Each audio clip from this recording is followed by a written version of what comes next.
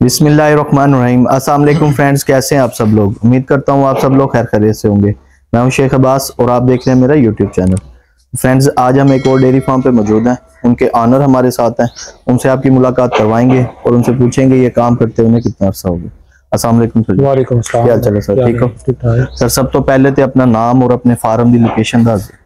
सो मेरा नाम डॉक्टर शाहिद है माशाल्लाह। ते साडा फार्म जेड़ा ना टाटापुर तो पुल चट्ठा रोड उत्ते वाक़या है। टाटापुर दा ही एरिया आंदा है, मुल्तान दा। ठीक हो। अच्छा सर, डेयरी फार्म दा काम करदे हुए कितना अर्सा हो गया? सानू ये काम करदे हुए तकरीबन 15 तो 20 साल हो गए। अच्छा माशाल्लाह। सर 15 तो 20 साल इस काम नूं कैसे समझे? बहुत अच्छा काम हैगा जेड़ा। अच्छा, जबरदस्त काम है। ਤੇ ਸਰ ਆਪਣੇ ਕੋਲ ਜਿਹੜੀਆਂ ਗਾਈਆਂ ਕਿਹੜੇ ਨਸਲ ਦੀਆਂ ਗਾਈਆਂ ਰੱਖੀਆਂ? ਸਾਡੇ ਕੋਲ ਜਿੰਨੀ ਗਾਏ ਹੈਗੀ ਨਾ ਜੀ, ਇਹ ਕ੍ਰਾਸ ਵਿੱਚ ਹੈਗੀ। ਅੱਛਾ, ਕ੍ਰਾਸ। ਸਾਡੀ ਜਿਹੜੀ ਲੋਕਲ ਬਰੀਡ ਹੈਗੀ, ਠੀਕ ਹੈ, ਤੇ ਫਰੀਜ਼ੀਅਨ ਜਿਹੜਾ ਨਾ ਉਹਦਾ ਕ੍ਰਾਸ ਹੈਗਾ। ਸਾਡੇ ਕੋਲ ਪਿਓਰ ਗਾਏ ਕੋਈ ਨਹੀਂ ਹੈਗੀ ਨਾ। ਅੱਛਾ, ਸਾਈਵਾਲ ਕ੍ਰਾਸ ਹੈ। ਸਾਡੇ ਕੋਲ ਸਾਰੀ ਕ੍ਰਾਸ ਰੱਖਣ ਦੀ ਵਜ੍ਹਾ ਕੀ ਹੈ ਸਰ? ਕ੍ਰਾਸ ਦੇ ਦੋ ਫਾਇਦੇ ਹੈਗੇ। ਬਿਮਾਰ ਥੋੜੀ ਹੁੰਦੀ ਹੈਗੀ ਆ, ਠੀਕ ਹੈ, ਮੌਸਮ ਦੀ ਸਖਤੀ ਬਰਦਾਸ਼ਤ ਕਰਦੀ ਹੈਗੀ ਆ, ਬਿਮਾਰੀਆਂ ਥੋੜੀਆਂ ਹੈਗੀਆਂ, ਦੁੱਧ ਦੀ ਪੈਦਾਵਾਰ ਵੀ ਠੀਕ ਦਿੰਦੀ ਹੈਗੀ। ਅੱਛਾ ਸਰ, ਆਪਣੇ ਕੋਲ ਇਸ ਟਾਈਮ ਇੱਕ ਗਾਂ ਜਿਹੜੀ ਪਰ ਡੇ ਕੀ ਐਵਰੇਜ ਦੇ ਰਹੀ ਹੈ? ਸਾਡੇ ਕੋਲ ਜਿਹੜੀ ਐਵਰੇਜ ਆ ਰਹੀ ਹੈ ਨਾ, ਉਹ ਹੈ 14 ਲੀਟਰ ਤੋਂ ਲੱਗ ਕੇ ਤੇ 18 ਲੀਟਰ ਤੱਕ। ਜਿਹੜਾ 14 ਤੋਂ 18 ਠੀਕ ਹੈ।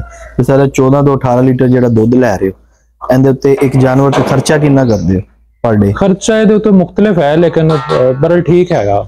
ਕਾਫੀ ਖਰਚਾ ਕਾਫੀ ਹੈਗਾ। ਇਹ ਤੁਹਾਡੇ ਉੱਤੇ ਹੈਗਾ ਨਾ।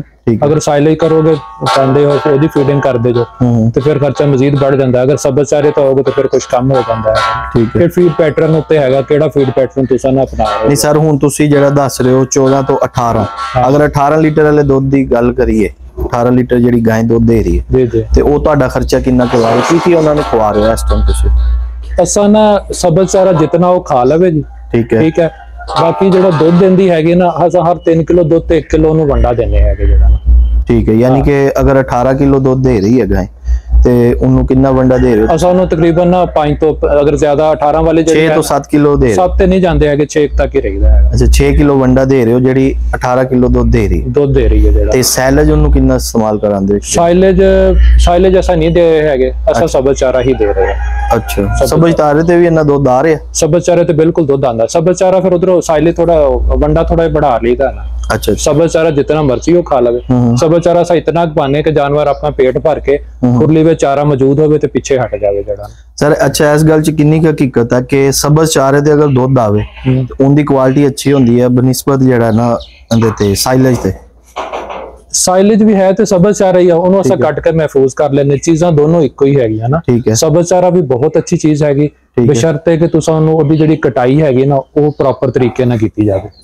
जो दूधिया शक्ल च होवे या फ्लावरिंग स्टेज ते होवे, या दूसरे के लफ्ज़ कह लो कि जो गजाइयत सब तो ज्यादा होवे ना, अगर उस स्टेज तो कट के जानवर नूं दिता जावे तो फिर वो तुहानूं दसेगा कि मेरे विच की हैगा, और जानवर गोश्त या दुध की शक्ल च ना तुहानूं ओहदे विच नजर आएगा। ठीक है। लेकिन अगर वो हाइट ज्यादा होगी या पक गया है, कटाई लेट की हैगी, तो फिर वो साइले का मुकाबला नहीं करता। साइले लोग इस तो थोड़ा पसंद करते हैं कि एक चीज जो गजाइयत सब तो ज्यादा होंगी ना चारे च, उस स्टेज के कट के महफूज कर लेता जाता है। वो फिर पूरे 2 महीने चलाओ, 6 चलाओ, साल चलाओ, वो गजाइयत एक ही जानवर को मिलती हैगी। फिर थोड़ा जरा नरम भी होंदा है, जानवर थोड़ा पसंद करता है उसको। ठीक हो गया। अच्छा सर, ਹੁਣ ਦੇਖਣ ਵਾਲੇ ਜਿਹੜੇ ਨਿਊ ਵੀਵਰਸ ਨੇ ਉਹਨਾਂ ਨੂੰ ਤੁਸੀਂ ਕੀ ਮਸ਼ਵਰਾ ਦੋਗੇ ਕਿ ਅਗਰ ਉਹ ਡੇਅਰੀ ਫਾਰਮ ਦੇ ਵਿੱਚ ਆਵਣ, ਇਹ ਕੰਮ ਸਟਾਰਟ ਕਰਨ, ਤਾਂ ਉਹਨਾਂ ਨੂੰ ਸਟਾਰਟਿੰਗ ਕਿਹੜੀ ਚੀਜ਼ ਦੀ ਜ਼ਰੂਰਤ ਹੋਏਗੀ? ਪਹਿਲੇ ਤੇ ਦੇਖੋ, ਜਿਹੜੀ ਦੁੱਧ ਤੇ ਗੋਸ਼ਤ ਦੀ ਡਿਮਾਂਡ ਹੈਗੀ ਨਾ, ਇਹ ਖਤਮ ਨਹੀਂ ਹੋਣੀ। ਇਹ ਹਰ ਆਉਣ ਵਾਲੇ ਸਾਲ ਦੇ ਨਾਲ ਜਾਂ ਦਿਨ ਦੇ ਨਾਲ ਨਾ बढ़ रही है। ਤੇ ਮੈਂ ਤੇ ਇਹੀ ਕਹਾਂਗਾ ਕਿ ਇਹ ਕੰਮ ਕਰਨਾ ਚਾਹੀਦਾ, ਬਹੁਤ ਅੱਛਾ ਕੰਮ ਹੈਗਾ। ਠੀਕ ਹੈ। ਲੇਕਿਨ ਅਗਰ ਉਹਨਾਂ ਇਹ ਕੰਮ ਕਰਨਾ ਵਾ ਕਿਸੇ ਬੰਦੇ ਨਾਲ, ਉਹ ਪਹਿਲੇ ਜਿਹੜੇ ਲੋਕ ਕਰ ਰਹੇ ਹੈਗੇ ਉਹਨਾਂ ਨੂੰ ਮਿਲ ਲੈਣ, ਆਪਣਾ ਥੋੜਾ ਜਿਹਾ ਹੋਮਵਰਕ ਕਰ ਲੈਣ। ਠੀਕ ਹੈ। ਉਹਨਾਂ ਨਾਲ ਬੈਠ ਕੇ ਕੋਈ ਘੰਟੇ 2-3 ਘੰਟੇ ਦੀ ਡਿਸਕਸ਼ਨ ਕਰ ਲੈਣ। ਅਗਰ ਕੋਈ ਸ਼ੈਡ ਬਣਾਉਣਾ, ਸਟਰਕਚਰ ਬਣਾਉਣਾ, ਪਹਿਲੇ ਸ਼ੈਡ ਦਾ ਵਿਜ਼ਿਟ ਕਰ ਲੈਣ। ਠੀਕ ਹੈ ਨਾ। ਉਹਦੀ ਕੋਈ ਕੈਲਕੂਲੇਸ਼ਨ ਵਗੈਰਾ ਲੈ ਲੈਣ, ਉਸ ਤੋਂ ਬਾਅਦ ਫਿਰ ਇਸ ਕੰਮ ਨੂੰ ਸ਼ੁਰੂ ਕਰਨ। अच्छा काम हैगा ते ठीक हैगा। ठीक है। अच्छा सर, हुण ਇਹ ਦੱਸੋ कि एक ਜਿਹੜੀ ਤਿਆਰ ਗਾਂ ਹੈ ਫਰੀਜ਼ੀਅਨ ਕ੍ਰਾਸ ਵਿੱਚ, ਉਹ ਕਿੰਨੇ ਤੱਕ ਦੀ ਹੈ ਦੁੱਧ ਵਾਲੀ ਗਾਂ? ਦੁੱਧ ਵਾਲੀ ਗਾਂ ਨਾ ਤੁਹਾਨੂੰ 3.5 ਤੋਂ ਥੱਲੇ ਨਹੀਂ ਮਿਲਣੀ ਹੈਗੀ ਨਾ, ਇੱਥੋਂ ਸ਼ੁਰੂ ਹੁੰਦੀ ਹੈ ਜਿਹੜਾ। ਠੀਕ ਹੋ ਗਿਆ। ਤੇ ਉਸ ਟਾਈਮ ਦੁੱਧ ਕਿੰਨਾ ਦੇ ਰਹੀ ਹੋਏਗੀ? ਦੁੱਧ ਦੇ ਮੁxtਲਿਫ ਹੈਗਾ, ਫਿਰ ਇਹ ਤੇ ਫਿਰ ਨਾ ਕੋਈ ਨਸਲ ਉੱਤੇ ਵੀ ਹੁੰਦਾ, ਕ੍ਰਾਸ ਉੱਤੇ ਵੀ ਹੈਗਾ ਨਾ, ਇਹ ਮੁxtਲਿਫ ਚੀਜ਼ਾਂ ਹੈਗੀਆਂ। लेकिन 3.5 लाख तो स्टार्ट होएगी जड़ा। अच्छा हाँ ਤੇ ਸਰ ਅਗਰ ਇਹ ਗੱਲ ਕੀਤੀ ਜਾਏ ਕਿ ਬਈ ਅਗਰ ਦੁੱਧ ਵਾਲੀਆਂ ਤਿਆਰ ਗਾਈਆਂ ਨਾ ਲਵਾਂ, ਆਪਣੀਆਂ ਵੱਛੀਆਂ ਲਵਾਂ ਤੇ ਉਹਨਾਂ ਤੇ ਸੈਮਨ ਖੁਦ ਕਰਵਾਵਾਂ, ਉਹ ਬਿਹਤਰ ਹੈ ਜਾਂ ਤਿਆਰ ਦੁੱਧ ਵਾਲੀਆਂ ਲੈਣਾ ਬਿਹਤਰ? देखो सारियां चीज़ां ठीक हैगियां ना, ठीक है तो ये ਤੁਹਾਡੇ ਉੱਤੇ ਮੁਨਹਸਰ ਹੈਗਾ ਨਾ ਕਿ ਤੁਸੀਂ ਸ਼ਾਰਟ ਟਰਮ ਤੇ ਜਾਣਾ ਜਾਂ ਲੌਂਗ ਟਰਮ ਤੇ ਜਾਣਾ। ठीक हो गया। अगर वसाइल हैगे ने ਤੇ ਫਿਰ ਆਪਣੀ ਬਰੀਡਿੰਗ ਕਰਾਓ, ਅੱਛੀ ਨਸਲ ਲਾਓ, ਉਹਨਾਂ ਨੂੰ ਤਿਆਰ ਕਰੋ। लेकिन अगर वसाइल नहीं है, थोड़े हैगे आ ਤੇ ਫਿਰ ਤੁਸੀਂ ਬਾਜ਼ਾਰ ਚੋਂ ਪਰਚੇਸ ਕਰ ਲਓ ਜਿਹੜਾ ਸ਼ਾਰਟ ਜਿਹੜਾ ਨਾ। ਯਾਨੀ ਕਿ ਤੁਹਾਡੇ ਕਹਿਣ ਦਾ ਮਕਸਦ ਹੈ ਕਿ ਅਗਰ ਤੁਹਾਡੇ ਕੋਲ ਪੈਸੇ ਜ਼ਿਆਦਾ ਹੈਗੇ ਆ ਤੇ ਤੁਸੀਂ ਤਿਆਰ ਵੱਛੀਆਂ ਲੈ ਲਓ। ਦੇਖੋ ਵੱਛੀਆਂ ਥੋੜੇ ਸਰਮਾਏ ਦੇ ਨਾਲ ਨਾ ਤੁਸੀਂ ਵੱਛੀਆਂ ਲੈ ਸਕਦੇ ਜੋ, ਠੀਕ ਹੈ, ਸਾਲ ਡੇਢ ਉਹਨਾਂ ਨੂੰ ਸਾਂਭ ਕੇ ਉਹਨਾਂ ਨੂੰ ਪਾਲ ਕੇ ਨਾ ਤੇ ਫਿਰ ਅਗਲਾ ਸਿਸਟਮ ਚਲਾ ਸਕਦਾ। ਅਗਰ ਤਿਆਰ ਗਾਇ ਲੋਗੇ ਫਿਰ ਉਹਦੇ ਲਈ ਸਰਮਾਇਆ ਤੁਹਾਨੂੰ ਕਾਫੀ ਜ਼ਿਆਦਾ ਚਾਹੀਦਾ ਹੈਗਾ, ਜਿਹੜਾ ਫਿਰ ਥੋੜਾ ਮੁਸ਼ਕਿਲ ਹੋ ਜਾਂਦਾ। ਠੀਕ ਹੋ ਗਿਆ। ਅੱਛਾ ਸਰ, ਹੁਣ ਇਹ ਦੱਸੋ ਕਿ 10 ਗਾਈਆਂ ਲਈ ਮੈਕਸਿਮਮ ਜਗ੍ਹਾ ਕਿੰਨੀ ਦਰਕਾਰ ਹੋਣੀ ਚਾਹੀਦੀ ਹੈ? ਇਹਨੂੰ ਨਾ ਵੈਸੇ ਅਸੀਂ 4 ਫੁੱਟ ਕਹਿੰਦੇ ਹੈਗੇ ਨਾ। ਠੀਕ ਹੋ ਗਿਆ। ਠੀਕ ਹੈ ਨਾ, 3 ਫੁੱਟ ਵੀ 3.5 ਜਾਂ 4 ਤੱਕ ਲੈ ਜਾਈਦਾ ਜਿਹੜਾ ਨਾ। ਠੀਕ ਹੈ। ਤੇ ਦੂਸਰਾ ਦਿਨ ਤੇ ਬਾਕੀ ਜਿਹੜੀ ਹੈ ਲੰਬਾਈ ਹੈਗੀ ਹੈ, ਚੌੜਾਈ ਇਹਦੀ ਤਕਰੀਬਨ 3.5 ਤੋਂ 4 ਫੁੱਟ ਹੋਵੇ। ਠੀਕ ਹੈ। ਠੀਕ ਹੈ।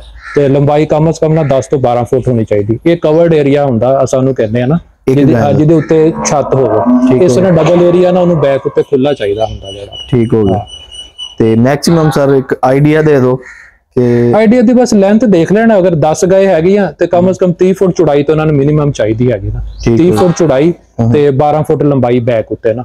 ਅੱਛਾ, ਇਹ ਕਾਫੀ ਹੋਏਗੀ। ਹਾਂ, ਇਹ ਉਹਨੂੰ ਜ਼ਰਬ ਦੇ ਲਓ ਜਿਤਨੇ ਮੁਰੱਬਾ ਫਿਟ ਆਂਦਾ, ਇਤਨੀ ਜਿਹੜੀ ਨਾ ਉਹਦੀ ਕੰਸਟਰਕਸ਼ਨ ਉੱਤੇ ਕਵਰ ਛੱਤ ਹੋਣੀ ਚਾਹੀਦੀ ਹੈ ਜਿਹੜਾ। ਠੀਕ ਹੋ ਗਿਆ। ਅੱਛਾ ਸਰ, ਹੁਣ ਲਾਸਟ ਤੇ ਇੱਕ ਤੁਹਾਡੇ ਕੋਲੋਂ ਜਿਹੜਾ ਕਾਫੀ ਸਾਰੇ ਸਾਡੇ ਲੋਕ ਇਹ ਚੀਜ਼ ਦਾ ਪੁੱਛ ਰਹੇ ਨੇ ਕਿ ਜਿਹੜੀ ਗਾਂ ਨਸਲ ਕੋਈ ਨਿਊ ਆਈ ਹੈ, ਕੋਈ ਭਾਈ ਸਾਡੇ ਕੋਲੋਂ ਪੁੱਛ ਰਹੇ ਆ ਗਿਰ ਦੇ ਬਾਰੇ ਚ। ਹਾਂਜੀ, ਇਹਦੇ ਬਾਰੇ ਕੋਈ ਦੱਸੋਗੇ ਜੀ? ਗਿਰ ਨਸਲ ਕੀ ਸ਼ਾਇ ਉਹ ਦੁੱਧ ਦੀ ਐਵਰੇਜ ਹੁੰਦੀ ਕਿਵੇਂ ਦੀ ਹੈ, ਉਸ ਬਾਰੇ ਕੋਈ ਥੋੜਾ ਜਿਹਾ ਦੱਸ।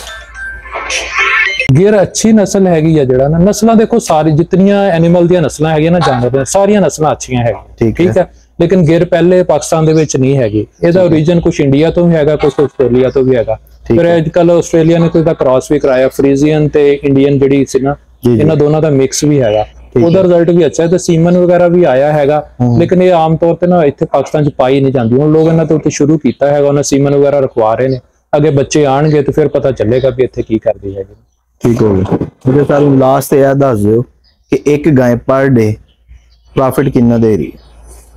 ਇਹ ਨਾ ਇਹਦੇ ਵਿੱਚ ਮੁxtਲਿਫ ਹੈਗਾ ਨਾ, ਉਸ ਇਲਾਕੇ ਚ ਦੁੱਧ ਦਾ ਰੇਟ ਕੀ ਹੈਗਾ, ਤੁਸੀਂ ਜਿਹੜਾ ਕੋਈ ਕਨਸੈਂਟਰੇਟ ਜਾਂ ਵੰਡਾ ਪਾ ਰਹੇ ਹੋ ਉਹ ਤੁਹਾਨੂੰ ਕਿਸ ਤੁਸੀਂ ਸਾਰੇ ਇਸ ਟਾਈਮ ਆਪਣੀ ਜਗ੍ਹਾ ਤੇ ਇੱਕ ਗਾਂ ਕੋਲੋਂ ਪਰ ਡੇ ਪ੍ਰੋਫਿਟ ਕਿੰਨੀ ਲੈ ਰਹੇ ਹੋ? ਇਹਦੇ ਵਿੱਚ ਫਿਰ ਮੈਂ ਉਹੀ ਕਹਿ ਰਿਹਾ ਕਿ ਨਾ ਇਹ ਤੁਹਾਡੀ ਫੀਡ ਪੈਟਰਨ ਉੱਤੇ ਤੇ ਉਹਦੇ ਮਿਲਕ ਉੱਤੇ ਹੈਗਾ ਨਾ। ਦੇਖੋ ਉਹਨੇ ਜਿਹੜਾ ਨਾ ਚਾਰਾ ਹੈਗਾ ਨਾ ਉਹ ਤੇ ਤਕਰੀਬਨ ਇੱਕ ਜੈਸਾ ਹੀ ਖਾਂਦੀਆਂ ਸਾਰੀਆਂ ਨਾ। ਠੀਕ ਹੈ। ਅਗਰ ਉਹ 12 ਕਿਲੋ ਦੁੱਧ ਦੇ ਰਹੀ ਹੈ, ਫਿਰ ਇੱਕ ਜਾਨਵਰ 18 ਕਿਲੋ ਦੁੱਧ ਦੇ ਰਿਹਾ, ਜ਼ਾਹਿਰ ਹੈ ਫਿਰ 12 ਵਾਲੇ ਨੇ ਉਹੀ ਚਾਰਾ ਖਾ ਕੇ ਤੁਹਾਨੂੰ ਥੋੜਾ ਪ੍ਰੋਫਿਟ ਦੇਣਾ ਹੈਗਾ। ਜੀ ਜੀ। ਤੇ ਜਿਹੜਾ 18 ਲੀਟਰ ਦੇ ਰਿਹਾ ਉਹਨੇ ਜ਼ਿਆਦਾ ਜਿਹੜਾ ਨਾ प्रॉफिट देना होगा ना। ठीक है, ये तो फीडिंग पैटर्न तो दूध पे इन चीजों पर असर करता है। ठीक हो गया, बहुत शुक्रिया सर जी। तो फ्रेंड्स, ये थी आज की वीडियो। उम्मीद करते हैं आपको आज की वीडियो अच्छी लगी होगी। इंशाल्लाह नेक्स्ट वीडियो में आपके साथ मुलाकात करेंगे। तब तक अपने दोस्त शेख अब्बास को दीजिए इजाजत। अल्लाह हाफिज।